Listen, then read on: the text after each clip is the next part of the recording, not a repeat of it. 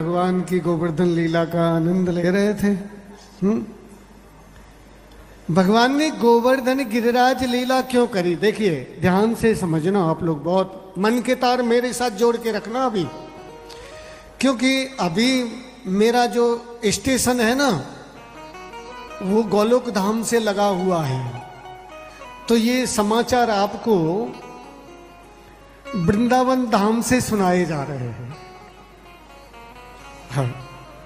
और वृंदावन का तो पता है आपको, वृंदावन धाम का कनेक्शन सीधा गोलोक धाम से है, इसलिए ये खबरें राधा रस बिहारी लाल के संबंध में चल रही हैं अभी। तो भगवान ने इंद्र की पूजा बंद कराई।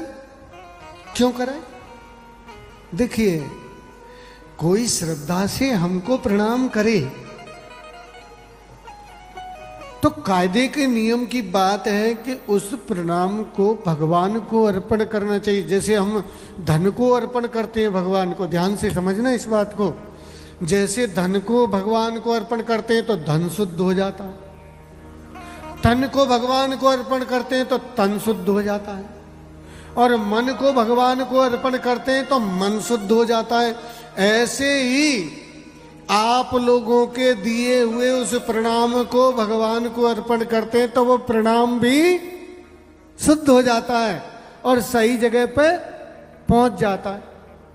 अच्छा, अब हम लोग क्षुद्र बुद्धि, छोटी बुद्धि वाले, छोटी आयु वाले, छोटी शक्ति वाले, छोटे जीवन वाले, छोटे शरीर वाले, हम लोगों को ये ईगो हो जाए, अब तो हमको इतने लोग प्रणाम करते हैं, अब तो इतने लोग हमको मस्तक झुकाते हैं। अब समझ लेना, अब यहीं से हमारी उल्टी गिनती शुरू हो गई।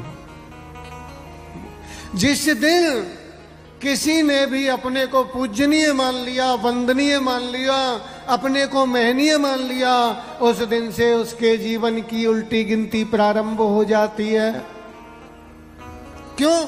कि पूजनीय भगवान है, वंदनीय भगवान है, महनीय भगवान है, हम जो कुछ भी हैं तो उनकी कृपा की बदौलत हैं, हम अपनी शक्ति सामर्थ्य से नहीं।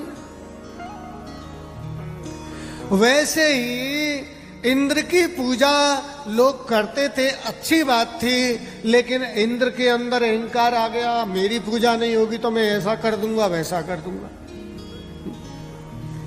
भगवान ने कहा एक तो ये भोले वाले ब्रजवासी तेरी पूजा करें और फिर तू अहंकार अलग से दिखाए और जो है उल्टे सीधे काम करे, इसलिए तेरी पूजा बंद कराता हूं। वैसे भी भगवान ने बताया देवताओं की पूजा करने वाला देवताओं को प्राप्त होता है, पितरों की पूजा करने वाले पितरों को प्राप्त होता है, भूतों की पूजा करने वाला भूतों को प्राप्त होता है, प्रेतों की पूजा करने वाले प्रेतों को प्राप्त होता है, लेकिन मेरी पूजा करने वाला मुझे प्राप्त होता है। कहा कि नहीं? इसलिए भगवान ने कहा तुम ये इंद्र की पूजा बंद करो। बोले भैया इंद्र अगर बुरो मान गए, ब्रजवासी बड़े भोले आदमी, बुरो मान गए और भैया कुछ ऊट पटांगे आने कर दियो तो ठाकुर जी ने कही जिस इष्ट की तुम पूजा करोगे वो तुम्हारी रक्षा करेगा, इसलिए तुम मेरे देवता की पूजा करो। और जब वहां गए तो देखा कि कृष्ण की सी जैसी नाक है, कृष्ण के जैसी आंख है, कृष्ण के जैसे भाल कपोल चिबुक है।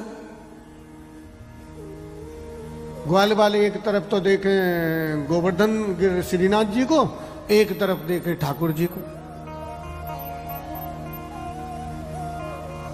ग्वाल वाल बोले भैया कन्हैया हमें तो ये तेरे ही जैसा लग रहा हो। कन्हैया बोले तुम्हें यह बात से कोई मतलब नहीं है, तुम तो पूजन करो और वरदान लो।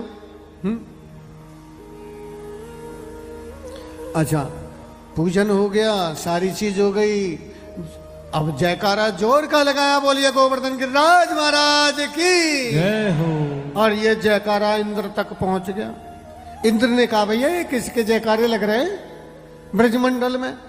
बोले महाराज ये जयकारे गोवर्धन गिरिराज के लग रहे हैं, तुम्हारी पूजा की जो सामग्री बनी नहीं वो सब गिरिराज जी को भेंट कर दई। बोले अच्छा, ये ब्रजवासियों की इतनी हिम्मत, अभी प्रलयकालीन मेघमालाओं को बुलाओ, मैं अभी इनको डुबा दूंगा। प्रलयकालीन मेघमालाओं को आदेश दे दिया जाकर के ब्रजमंडल को मूसलाधार वर्षा होने लगी। सारे ब्रजवासी भगवान की शरण में गए। भगवान ने कहा भैया हम सब गिरिराज की शरण में चलेंगे क्योंकि उनकी हमने पूजा करी है, चलो सब मिलकर के मानसी ध्यान करिए गिरिराज महाराज का। श्री गिरिराज धरन में तो तेरे शरण